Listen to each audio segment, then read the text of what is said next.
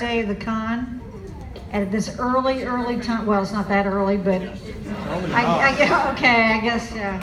Well, we did have a sizable group in here for a 10 o'clock panel, and all of the panelists were still speaking to me after having been scheduled at that time, so I guess that's okay. But we do appreciate you being here. How many of you have never been to the Urban Fantasy track before this year? Anybody? Oh, well, we thank you. And how many of you have been coming every one of the 5 years we've been here? All right, thank you. We love having our repeaters, so thank you very much. Because if you keep coming, we get to keep doing it, so that's kind of the way it works, and we're thrilled that you're here. One thing that I want to tell you about, it's our last day. We're part of DragonCon's charity drive. The way that we participate is we do what we call the Battle of the UF Track Show Fandoms. And that means that you can donate to the charity by voting for your favorite show of the 15 that we cover, which we have some containers down on the table at the far end of this table. And it's just kind of a fun way for people to get to participate if they're interested in doing so. Right now, Winona Earp is in the lead, followed fairly closely by Buffy and Lucifer and the Librarians and Supernatural. Those are the top 5. So. Yes, there was. We do one on every show we cover, so yes, you did, I'm afraid. But of course, it was right after the parade, so a lot of people probably missed it. I was in the parade, so. And the actual librarian staff were watching the tweets of one of our persons, and they said they were listening to us, so actually some of our audience. Yeah, so you never know who might be listening. Any iZombie fans in the audience? Woo! We had a woman who was doing something on Twitter, and Ravi had seen some of her tweets about what she was doing, and he actually Skyped in and came in to be part of our panel the first year of the show. It was pretty cool. So, man, now all we got to do is convince him to show up. But in any case, we do appreciate all of you being here. I appreciate all of these great folks that I've been able to use this year on the panel, and I'm glad to see that you're happy to see them as well. What we're going to do, I'm going to have each of them introduce themselves. I have a few questions. Since we have a nice big group, I will make sure and leave enough time for you guys to have questions for the panel as well. Okay? We'll start right here on my left. Nancy found out the hard way, right? Yeah, no, I was just thinking I almost made it through the whole con without being on the end. I'm Nancy Holzner. I write the Dead Town Urban Fantasy series for Ace, featuring shape-shifting demon exterminator Victory Vaughn. The 6th and last book in the series is now available. Okay, if I just talk like that's not going to work. No. You hear me? No. Okay, I have to eat the mic. I'm Patty Briggs. I write the Mercy Thompson series, the Alpha and Omega series, and a whole bunch of traditional fantasy. And I'm really happy to be here this year. Thank you very much. We're happy you're here. Hi, I'm Jim Butcher, and Laurel Hamilton's moonshine recipe is evil. She warned you. Just evil. Good morning. Oh, I'm the author of the Dresden Files. Good morning. Clap really loudly.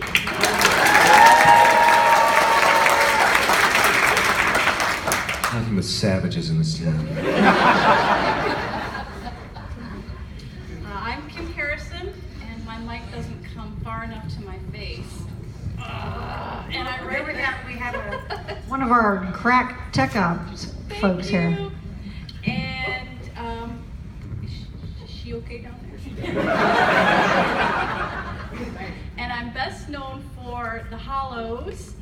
I have written traditional fantasy, young adult, and I've scripted some graphic novels, and my latest attempt has been a sci-fi speculative fiction thriller. But you will be happy to know that I am back to writing urban fantasy.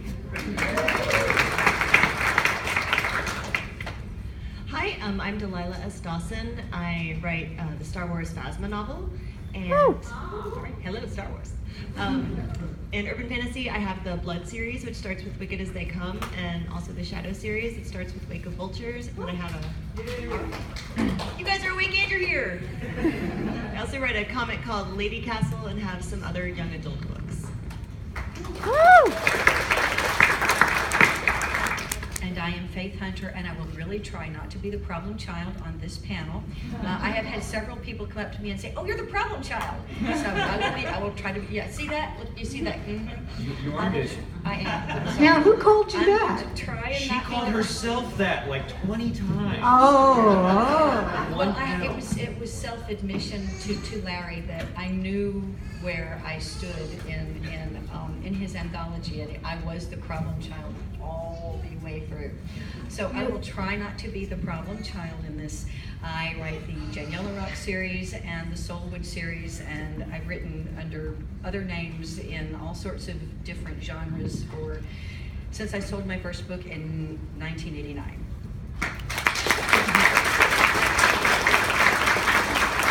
And I'd like to just say that Faith's never been a problem child for me. Is that So- a dare? Is that what? Is that a dare? Yeah. No. Because I think she might know better, right? I'm terrified of you, lady. I am terrified of you. Right, I can tell. But no, she'll be fine, I'm sure. The title of this panel and my idea behind it was when you have a protagonist that is put in a position to actually be some kind of a peacemaker between the supernatural community and the human community, regardless of whether they are a supernatural entity themselves, that causes some problems for them. But they, or can. I mean, I can't imagine. It's urban fantasy, so it's not going to be all, like puppies and happy thoughts, right? So there are going to be some issues that often stem from the differences between maybe the ethics or morality between the human community and whatever the supernatural beings that you're dealing with in a particular situation. How do you work with that, and what are some of the problems that your characters face within your actual series? We'll start right here with Nancy. Sorry, Nancy. We'll start with Faith on the next question. Okay. And then okay. Just to give some context for my series, Dead Town is a sort of paranormal ghetto within Boston where all of the paranormals have to live by law. They were sort of outed by a zombie plague that ripped through. It was a magically enhanced virus that ripped through downtown Boston, sort of immediately killing any human being that it came in contact with. Paranormals were exempt, so they were kind of outed by this because there were all these dead bodies on the ground around them, and they were still standing there saying, what the hell just happened? So they came forward to sort of help with the cleanup, and then 3 days later, the dead humans started coming back to life. So this whole quarantine zone became like the paranormal district in Boston. My main character, Vicky Vaughn, is a shapeshifter, as I said, who kills other people's personal demons for a living and eventually gets involved with sort of bigger, nastier demons. And in some ways, she is a liaison character because she's a demi-human. She's half human, half paranormal. She has a sister who lives in the suburbs of Boston who wants nothing more than to have a normal human life, and whose biggest fear is that her young daughter is going to turn out to be a shapeshifter. So this puts Vicky in a kind of domestic situation where she, like it or not, represents the paranormal community to her family. In ways that her sister in particular is uncomfortable with. Her sister's always trying to set her up on dates with humans and things like that. So it's kind of inherent in who she is because she has one foot in each world. And she's always kind of trying to explain the humans to her paranormal friends, and she's also always trying to explain paranormals to her human friends. And gets her in some difficult situation. At the same time, her boyfriend is a workaholic werewolf lawyer who his main dream is to argue for paranormal rights in front of the Supreme Court, because the states have this patchwork of laws. Some places you can kill paranormals with no penalty. Other places they have not full rights, but similar rights to human. So he is always trying to get all the paranormals, the zombies, the vampires, the werewolves, the trolls, the sirens, so on and so forth, to kind of unify and come together to show that they deserve to have equal rights with the humans. But at the same time, I'm not going to say it's like herding cats. It's like herding zombies, vampires, werewolves, etc. So his calls for unity, his attempts to try to get a unified paranormal community don't work very well. So. Okay. As a writer of urban fantasy, the first question you have to ask yourself is, why would anybody hang out with monsters? And the answers you can come up with are, they are one, they know some, or some know them. And so Liaison character is one of the characters that you can put in as a protagonist of an urban fantasy, and still have a character who's not directly belonging to one of the three groups. So they are not the monster. It's a I'm not going to say plot device makes it. I guess when I story tell, it feels more organic than that, than to break it down, plot device or anything like that. But it's a decision you make. Writing is a series of decisions that you make on the fly that you have to live with for the next 10 or 20 years, depending on how long your series is, right?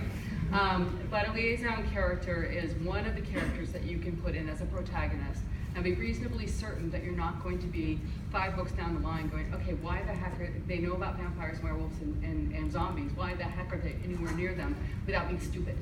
So basically, that's the reason I made a choice of making Mercy a liaison kind of character. That's not all of it that she is, but it's one of the things that I set up in her character originally, so that it was something I could draw on in later books. Harry Dresden is a peacemaker, P-I-E-C-E. Not really want anything, but I just want to say kind of up front here that the idea of peacemakers in the real world are people that we can admire intensely. People who can resolve conflicts without it resorting to violence. That's amazing. In fiction, peacemakers just make your job harder. And that's really hard because the essential core component of this art is that stories are about conflict. And if you've got somebody there who's successfully resolving conflicts, without violence, and actually making peace, I don't mean like peace through genocide. I mean, like. That's a random example. But in actually resolving things, then you're kind of gutting the core of your story. So peacemakers are problematic, or at least peacemakers who are any good are problematic. Peacemakers who are incompetent, they're fine. They can come along. We can have those people along. You mean well. Come on, it's not going to work out though. But yeah, I mean that makes it real hard. As far as having people get in between humans and paranormals. From what I've seen of people, they like to meddle. They like to get involved in things. We're having a science fiction convention here. Okay, we're going to have some really right-wing loony fundamentalists on the sidewalk waving signs. A lot more of them this year too. And yelling about how there's no ghetto in heaven and that sort of thing. But then at the same time, you've got other people who will go off and square up against them and be there saying we're Christians too, and these guys don't speak for us. Because which is what I saw yesterday. But there's always somebody who's like, we're just trying to be nerds here. I mean, but I mean, there's always people who are gonna jump in and get involved in things. So I don't think I don't know if it's jumping in between the supernatural and humans is necessarily stupid or not. I guess it depends on the situation, but it's definitely human nature. Rachel, and for those of you who don't know, she's kind of a PI. She's witch in an open society where the paranormals are out. She was never meant to be a peacemaker or a liaison between all the various species, but you could see it in her beginning when she moved into a church with a vampire and a pixie. From there, the big bad uglies got bigger and badder and uglier, and the world kind of grew on itself, and the different societies developed, and she sort of stepped into the role of trying to find a way, when we got to the end, to find a way to get this 3,000-year-old war between the demons and elves to bring it to an end. And I never meant it to be that way, but I think just me personally, I just wish we could all get along. And it does come out in my writing a little bit. So it's just a kind of a natural evolution for me and Rachel. But as long as your character's growing, I think you're going to get some of this peacemaking stuff. So going back to what Jim said, did anyone pass by the street preachers when they were yelling about spandex? I was like, that's what you choose? Like, every picture of Jesus I see, he's wearing like a loincloth, and spandex is what you're on today? Needless to say, I did not convert on the street. So one of my favorite themes in my Wake of Vultures world, it's like Lonesome Dove meets Buffy the Vampire Slayer, Wild West monsters with a female lead. But I'm really interested in the idea of, I feel like I'm on NPR, like I'm really hunched down when I talk about muffins.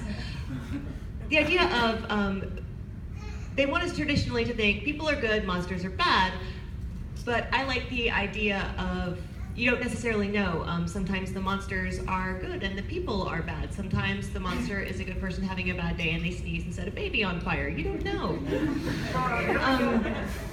That's for you, Carol. We're on dead babies again. How dare you? How dare you, Faith?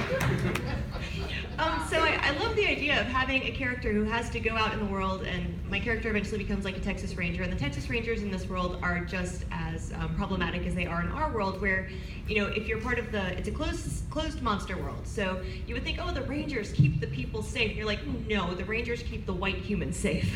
Everyone else is fair game. And it's fun to see a character of color become a Ranger and suddenly be the person that's going, well, wait, I think we're killing the wrong people here, and you go, well, the government said. So, you know, the idea of lots of people in power can be monsters, but sometimes we don't talk about that, and deciding who to fight, who to listen to. And granted, Brett often goes directly to violence, because when you heal from bullet wounds and somebody's getting on your nerves, you just, you know, chuck them one in the calf and be like, shut up, Earl. So violence can solve problems if your skin grows back. Are there any weapons specialists, gun specialists in the audience? Because I need help with something. Anybody? Okay. In the late 1800s, there was a weapon called the peacemaker. Mm-hmm. Okay, a great big honking gun. Okay, that's Jane. Jane doesn't understand really the concept of peacemaking at all, because what she is at the onset of the series is a rogue vampire hunter for hire. So when vampires start killing humans, instead of simply seducing and sipping, she takes the job to go after them and decapitate them, and she brings the heads in for her bounty. So have stakes will travel, and it takes her a long time through the series. I think we're at book 6 before it occurs to her that there might be other ways to do things. And Jane's character arc is to start out as the peacekeeper, bang bang, and end up as a peacekeeper flying by the seat of her pants without weapons and trying to figure out how to make this work, because she doesn't really understand monsters, and yet she's a skinwalker and therefore a monster. So there's a lot of internal and external conflict in this peacekeeping woman who doesn't have a history and doesn't have a family, and by book 11 is a peacekeeper with a family and is trying to maneuver her way through all of these different paranormal species and make things work. In the Soulwood series, on the other hand, Nell starts out as the survivor of a polygamist cult and totally living off the grid, and then ends up joining what I call the PsyLed, or the Psychometric Law Enforcement Division of Homeland Security, who police paranormals because there's no laws on the books for paranormals. So they sort of have complete control.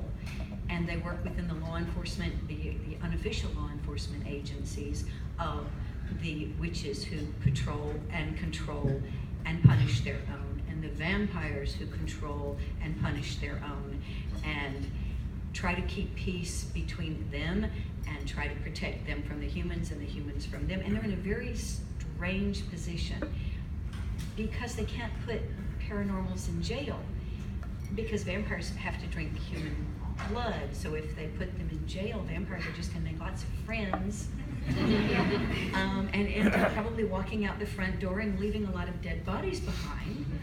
Witches will eventually find a way to walk out leaving happy people behind and no one remembering who they are. So this is a very different kind of peacemaking in all of my characters, but I personally like the idea of Jane as two different kinds of peacemaker as we walk through the series.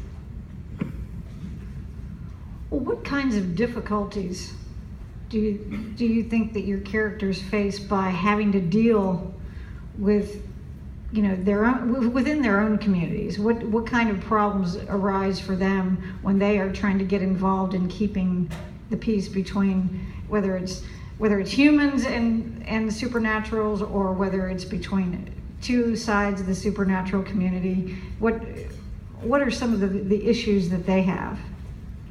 We'll start down there, yeah. We'll come back this way. In Jane's case, it's very important that she keeps her vamp killer blade sharp. She never knows when she's going to have to attack or protect. And Jane Yellowrock doesn't have a memory. She walked out of the Appalachian Mountains at age 12 with bullet hole scars and naked, not speaking any language of any kind, with no social skills. So she kind of got the Raised with Wolves title as a child and was put into a fundamentalist Christian children's home where she was brought up and taught things that didn't make sense to her, like English and getting along with people.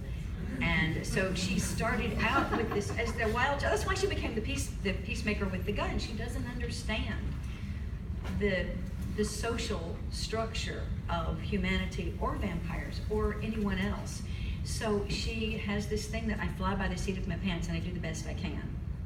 And I try not to kill the wrong people, because in the Christian children's home, she was taught that you don't kill people that need your help. You only kill the people who are doing the bad thing. And she maneuvers her way through these rules and regulations and for each of the different species. And most of her life is a confusion.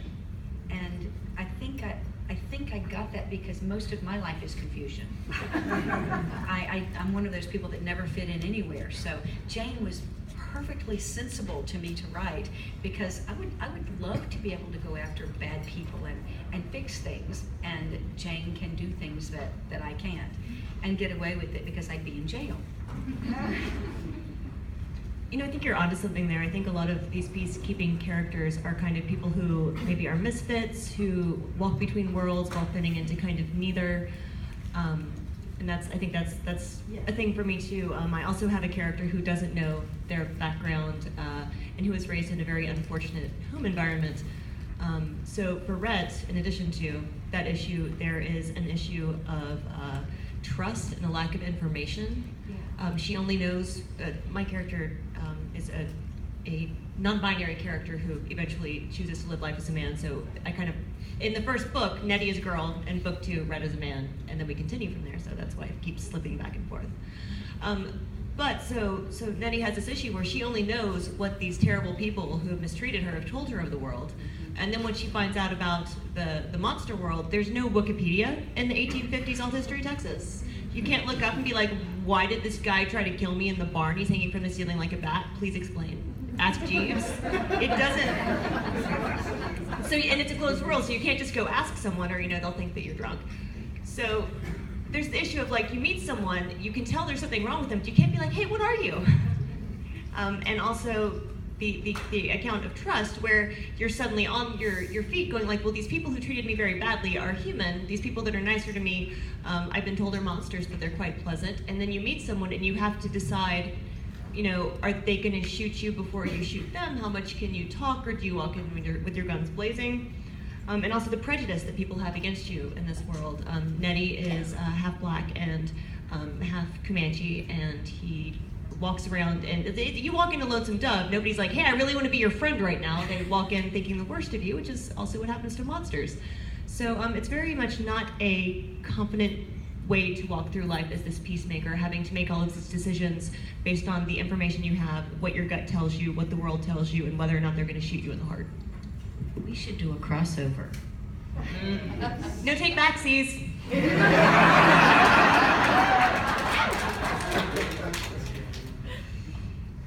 Rachel's largest issue with being a liaison character is that people keep trying to kill her for it.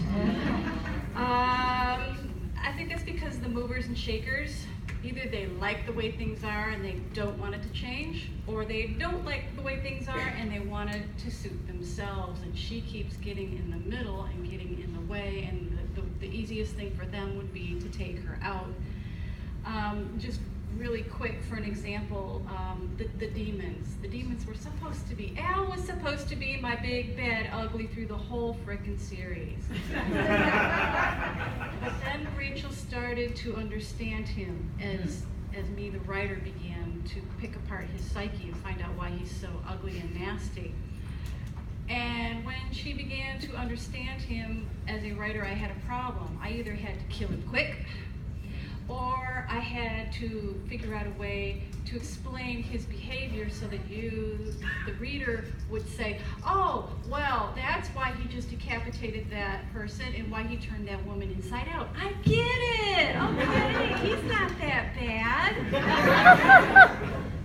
So Rachel, me being the writer I am, I wanted to dig deeper. So Rachel had to increase her amperage and figure out how to not best him, but at least come toe-to-toe with him. And when that happened, she stepped into the liaison footprint of, okay, well, maybe we can find a way so that he doesn't have to decapitate and turn women inside out.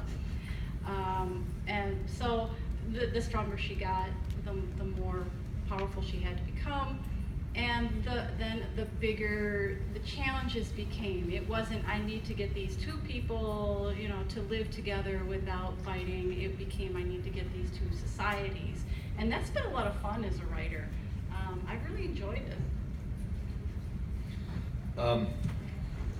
For Dresden, most of his problem, and he is the in-between guy, because that's really what most protagonists wind up being, is they're people who are caught between big forces and problems and trying to come up with a solution. Especially in urban fantasy, which tends to have kind of the hard-boiled private eye kind of backbone built into it, because it just works so well.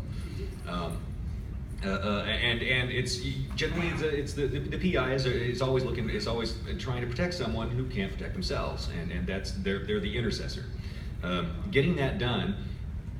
In the Dresden Files, Harry's biggest problem is that the people who are on his side are usually against him, and the people who are on the other side are also against him. And generally, it's just him, and then like a close circle of friends, of individuals that he actually trusts. But in the Dresden Files universe, if it's an organization, you probably can't trust it. But that said, as Dresden has progressed through the story, he's become more and more impressed with the idea of what you want, of not so much good people, bad people, but people who will stay good to their word, or people who won't. You know, at the end of the day, he decided to go with Mab when his back was against the wall, because Mab might be a huge, big, bad, scary monster, but if she says she'll do something, she'll do it, and that makes her really a better boss than the White Council has been.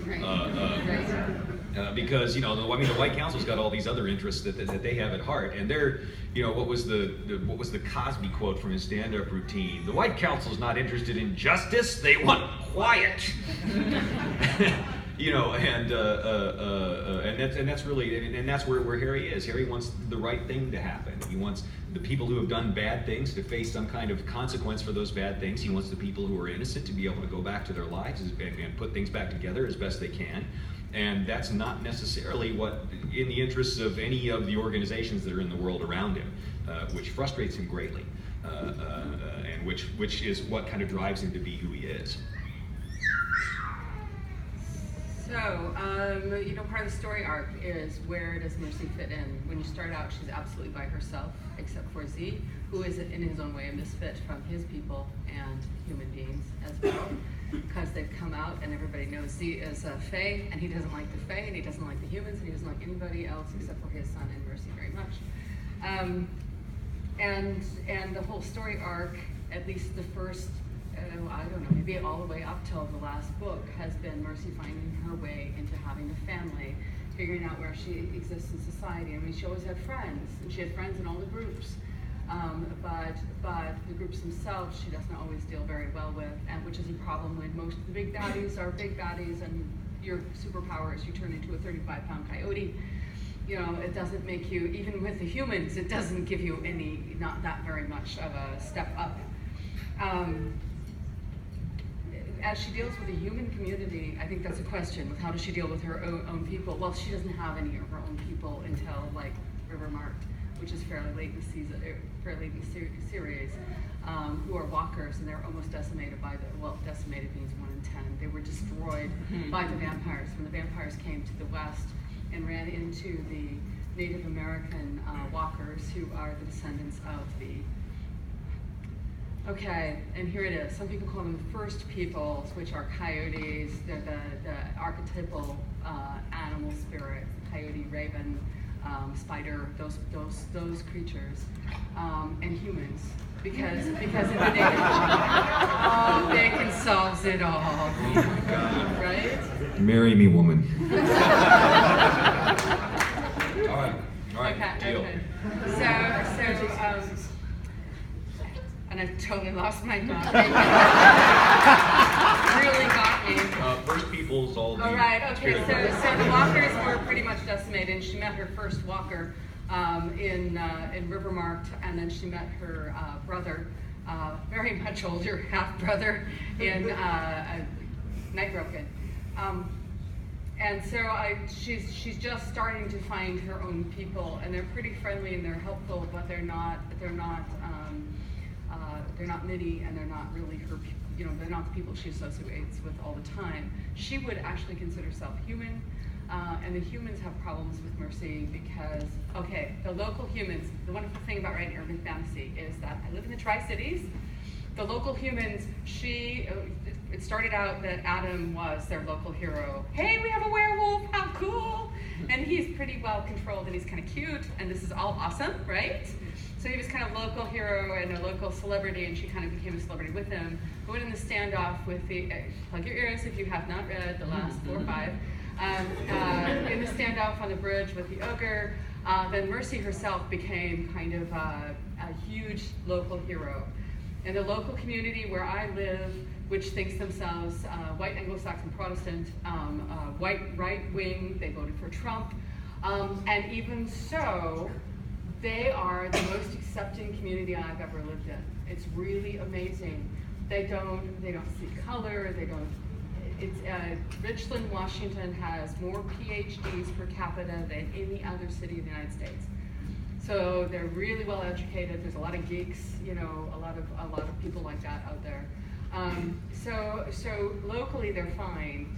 Governmentally, she's in more trouble.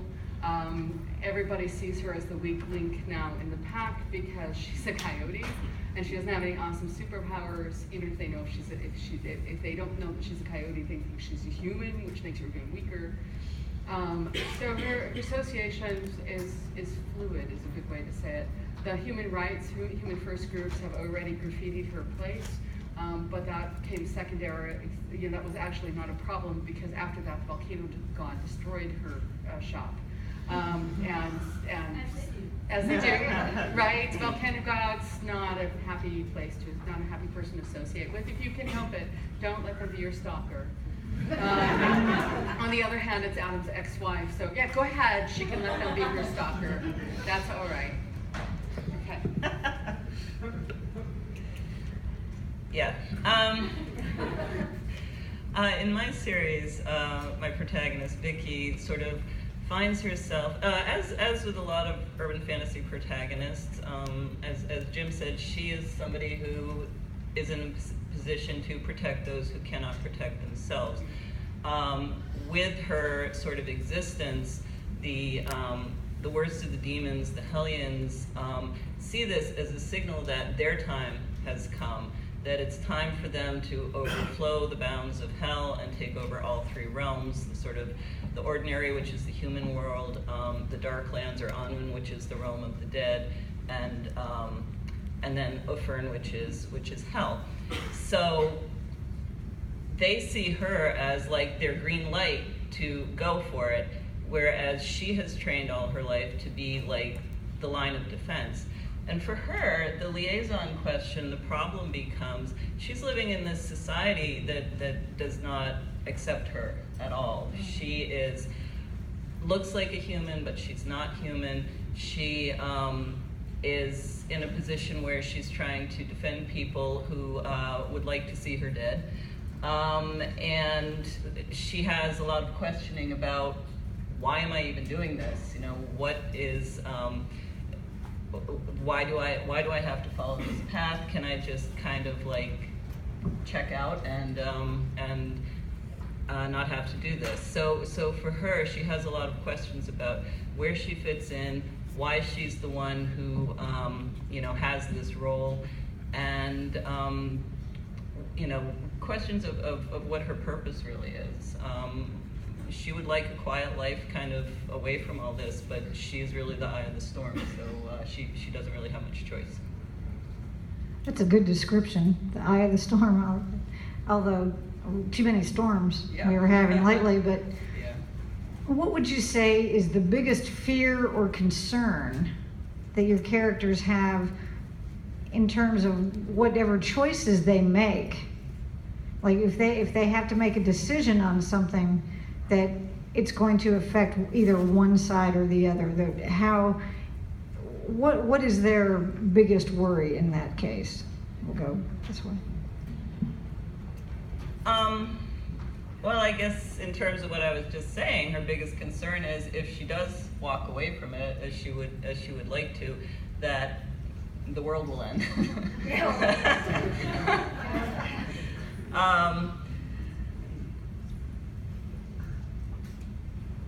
Yeah, that's pretty much it. Mercy tends to operate on an individual basis. You know, she'll do anything for her friends. She'll put herself between her friends and the bus, and even if her friends don't need her to put herself between her friends and the bus, she will do it because that's the kind of person she is. She's a hero. I write heroic characters. People who do the right thing for the right reasons, and then get hit by buses as a result. So her biggest fear is that somebody she loves is going to get hurt in a way that she could not protect them from, or that she could have protected them from and did not take action. So yeah, that's her biggest fear, is that she will make a mistake or she won't make the right move and somebody will get hurt because of that. It's somebody close to her. Harry spends so much time fighting monsters that his biggest fear is that he's going to wind up becoming the guy who has to be stopped. And it's not something that he articulates to himself very clearly, because he's not real introspective on many levels, or at least he's quite disturbed by that notion, and so he avoids it as much as he can, or at least avoids investing any thought in it, because that might make it happen faster. So that's really his big concern, is that he will be somebody who is not, that he's stared too long into the abyss. That's what he worries about. Rachel's only about 22, 24 when these books take place, so she's not really thinking about consequences when she starts stepping where other people would like her not to. So she's motivated a lot by her moral compass. A lot like Patty said with her character is that she's afraid if she doesn't, something's going to happen that she doesn't want to. She's moved. She doesn't want the bully to win, I guess would be. She can't stop herself is her problem. That she sees an injustice or a wrongdoing, and she's so morally outraged that she doesn't stop and think that, oh, this is a vampire, they could smell me, and I'd be their blood slave until they get tired of me.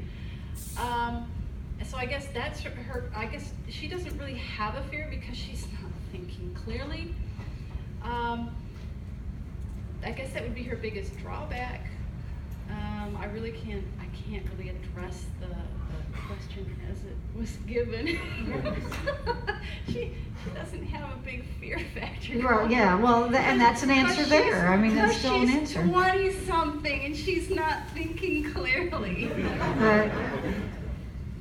And she likes that demon a lot. Yeah, eventually she does. Yeah, unfortunately.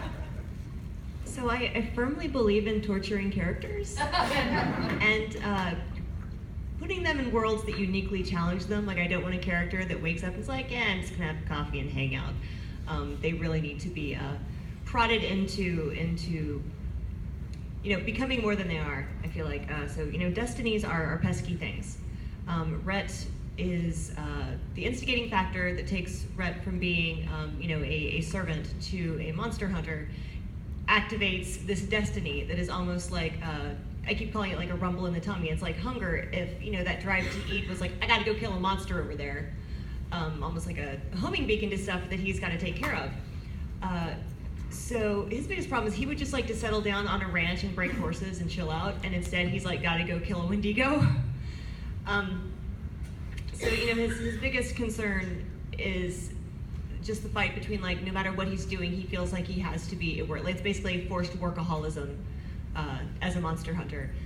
That you can't just sit back and relax that these things are happening, which kind of feels like being a writer sometimes, because you've just got to. There's so much you can't even go to sleep without thinking about all of these worlds and the consequences. So I feel like Rhett never gets to rest, and that's a nice form of torture for someone when it would be easy to drop out of this and be like, well, I'm sure it'll be fine, and it's like, personally for you, it won't, because this will bug the crap out of you forever.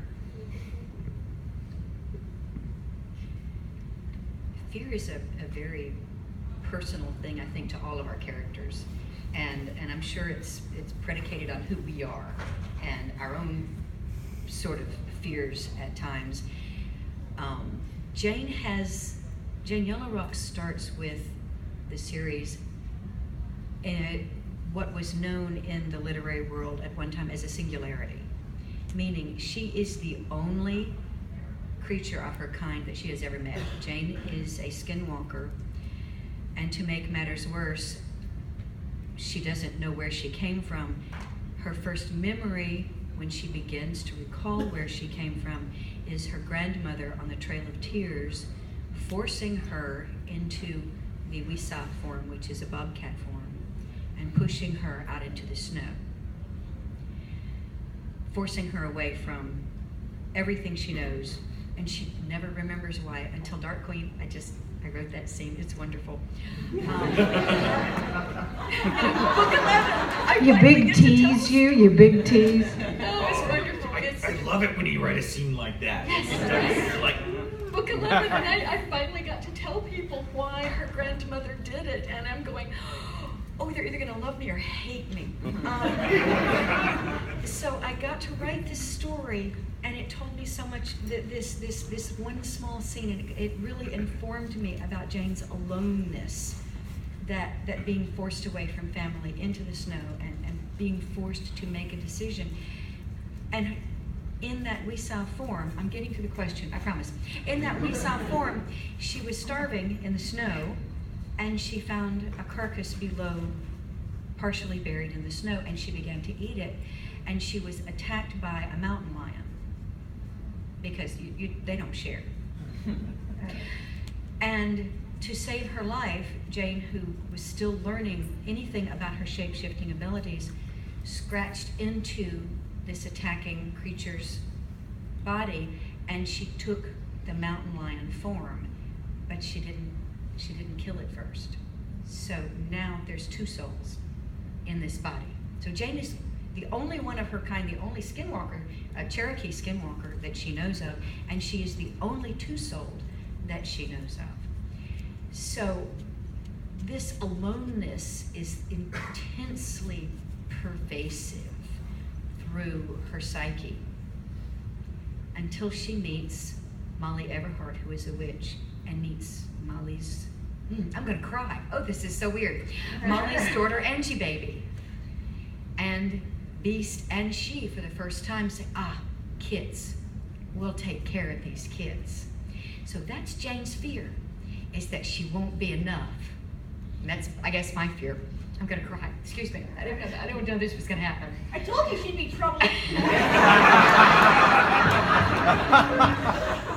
Well, but that's a good analogy for what she ends up having to do. Is, Yes. That she may end up alone because somebody's not going to be happy with whatever choice she makes. And she has one goal, is to protect these godchildren. Mhm. One goal, and she'll do anything. She'll make alliances with anyone to keep these children safe, because she was so alone, and she and Beast were really like on separate sides of her, and they didn't cooperate very well, and Beast is a cat. So imagine if your cat was in your brain with you. Those of you who have cats. I know that's some Jane. people. It's scary sometimes, but this was the first time they came together. And so this fear it's a very small fear. It's not a big fear. It's not who I might become that's evil. It's, can I become bad enough? Am I willing to become bad enough to keep these babies that we chose together safe? So I'll stop there because, and I will explain, and I apologize. My favorite aunt's being buried right now, so I tend to be tearing anyway, so excuse me. What about you guys in the audience? Do you have some questions for our panel? I want to make sure that I leave plenty of time for this. So yes, we'll go right here. My question's for Jim Butcher. I know you've probably been asked a million times, when his Peace Talk's coming out. Well, we're not going to talk about that. I'm not going to bother you with that, but can you enlighten us as to what's taken so long with it? Is it We're not going to talk about that. I prefer a question for the panel. Okay, we'll go right back here. So we can't ask go ahead. specific questions? What's that? We can't ask specific questions? No, I would prefer you ask a question that's directed to the panel. Okay, that's something that they can answer. Yes. I have a question for the panel, and actually it's one I asked Patty the other day, but I'm asking everybody. Can you think of a scene that stands out to you that after you wrote it, you did that? And can you share that with us? Any of those yeah, just anybody that has an answer, go ahead. Okay, I can step in. The last chapter of The Turn, not just because it was the last chapter of The Turn, which does often, the last chapter of the book often will get the happy dance, but because it was the conclusion, and I was leading the reader to think, oh, this is what's happening, and then another character steps on the stage, and it's like, oh, we're not here, we're here. And as a writer, to be able to manipulate the reader successfully can be difficult, especially for me. So that was fun, and if you haven't read it yet, then it's not going to mean anything, but if you have, you'll know what I'm talking about. Anybody else? Skin Game was basically just an excuse to write that scene with Hades.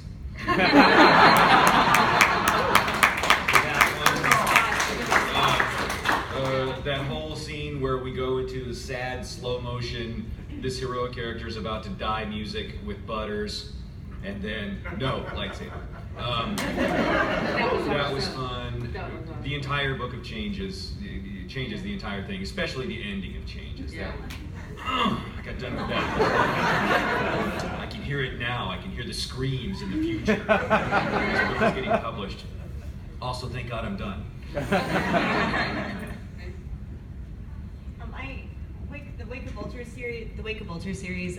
When I gave it to my agent originally, she didn't know what to do with it. She's like, "Ooh, it's kind of an episodic monster hunt." And I was like, "I know, right?" She was like, "No, that's not a good thing." And I was like, "Okay." And she was like, "And it ends on a cliffhanger, like it's kind of pulpy." And I was like, "I know, right?" She was like, "That's not a good thing." And I was like, "Well, it does." And so each of the books kind of ends on that kind of pulpy cliffhanger that I hope punches people in the guts, but like it's redeemed in the next book. Like there's no like, just kidding, everybody's dead. But it's really fun to have a book series where it's like historically appropriate to end on a big cliffhanger and just be like, and wait for a year. Oh, you are evil. And she's not exaggerating. It was quite a cliffhanger. I have a very tiny little scene. I took a character called Rick LaFleur, Boohis, out of the Jane books and moved him into the Soulwood books when I started this spinoff. And there's one scene in the first book, and if you haven't read it, well, too bad, I'm spoiling it, where Nell kicks Rick in the nuts. He totally deserves it. I'm sorry, he was an evil, evil person. And when I wrote that scene, I went... You've been waiting to do that for a while, had you? Many books, many books. I'll just add quickly, there's a scene in Firestorm, which is book 6 in my series, where Vicky is possessed by a goddess, and the goddess is a real pain in the ass, and she's been without a body for about 1,000 years or so, so she's really like eager to get out there and have some fun. And Vicky's trying to get rid of her, and she wants to meet with a local witch to talk about an exorcism to get this goddess out of her. But because the goddess is in her head, it's really difficult to have this kind of clandestine meeting. So Vicky hits upon the idea to distract the goddess by meeting the witch at a male strip club, and for like a male review. A scene for I had to do the research. I had to watch Magic Mike like 4 times. The sacrifices we make for you people. It's tough, and that is exactly the story I told my boyfriend at the time too. But when I finished that, the choreography, literal and figurative, of the scene was so much fun. And when Vicky had her meeting and Caridwin was just kind of like distracted by all the beefcake, I felt like that. I was like, yes, this was a fun scene. Okay, so I'll give you a couple other scenes just for fun.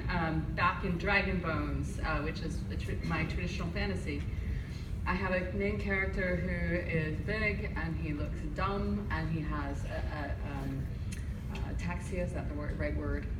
It's Monday, I can't remember, where he speaks slower because he's got brain damage and he speaks slower, so people think he's stupid. And then he's used that his whole entire childhood to survive his father, who's this really horrible person. And his father dies and his uncle's taking over, and he's not sure whether his uncle's a real terrible person or not, but he's pretty sure he is. And there's a scene in which he has let this stallion out and goes and catches him.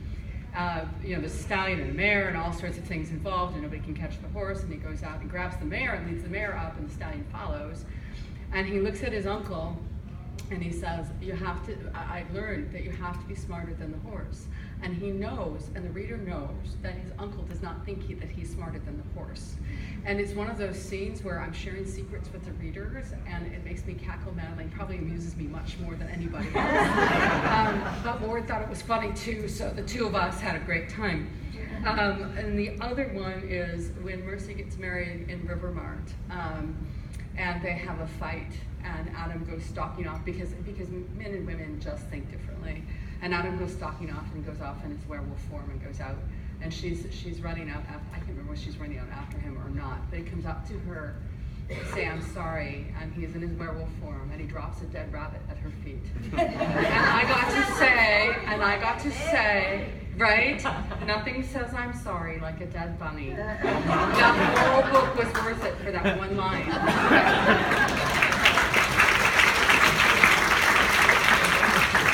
We got to understand that would have been a very satisfying moment, yes. Yes, we have a question here. Do we have time for another? Yeah. Okay. On the topic of peacekeeping, I know you know our characters usually want to please the largest number of people or whoever is closest. So my question is, if you could speak to how your character internalizes having looked back and realized that something they did earlier was the wrong decision, even though at the time it felt right. Can I go first? Jane made the mistake of saying that she was Leo Policier's enforcer without doing enough research, because she's just flies by the seat of her pants, and it was convenient at the moment. And that is what actually, that one statement wrapped her into all of the vampire politics and forced her to become a peacemaker, because she said, what she said was, I'll do it. Oops. and that one little line changed the entire series for me. I really didn't know that was going to happen, or what it meant when she said, I'll be the enforcer. Then I had to make that up. So Jane didn't know it when she said it. I didn't know it when she said it, and it has been really, it has fulfilled a lot of who her character is, and it's made that peacemaker something that she stepped into, kind of like stepping into hot tar, and now she's stuck in it.